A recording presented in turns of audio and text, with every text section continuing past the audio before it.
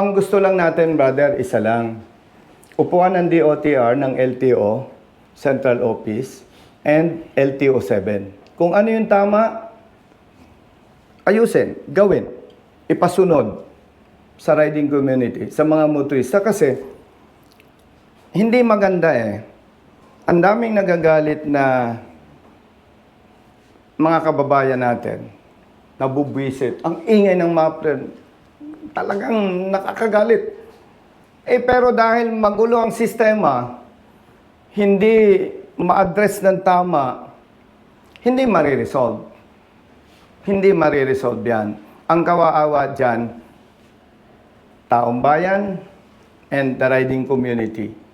Bakit? Kung nagagawa ng tama ang guidelines, ang palisiya, at nagagawa ng law enforcement personnel ang tamang pagpapatupad, wala namang matigas na rider, matigas na driver. Bakit? Magmumulta ka eh. So, in general, palpak ang guidelines, palpak ang enforcement. Kaya hindi ma-resolve ang problema. Bumbudyong sabi po, sir, sa Bumradyo. Sa ibang region po, sir, wala po bang problema ang mga LTO operation sa paghuli sa mga extra loud muffler, sa mga... Simplihan na lang natin. Nagkaroon ng problema sa Davao City. Okay. Kasi doon, basta aftermarket, huli. Walang justification. Pero ang maganda doon, napakabuti ng lokal na pamahalaan ng Davao City. Inupuan. Nandun din yung LTO.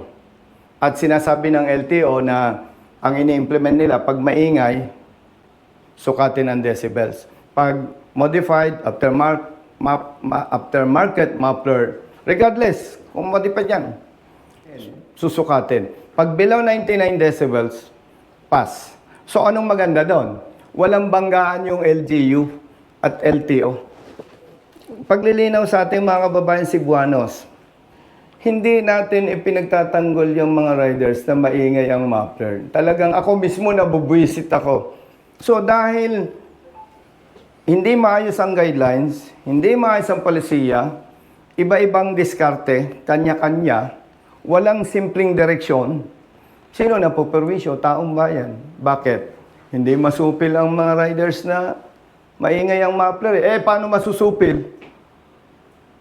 Ayun ngang Central LTO at LTO 7. Magkaiba nga ang stand eh.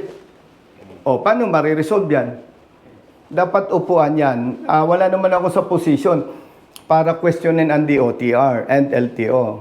Ang gusto lang natin, upuan nila, ayusin, para hindi kawawa. Ay katulad nito, taga Bulacan, nagbakasyon sa Cebu, may ticket na.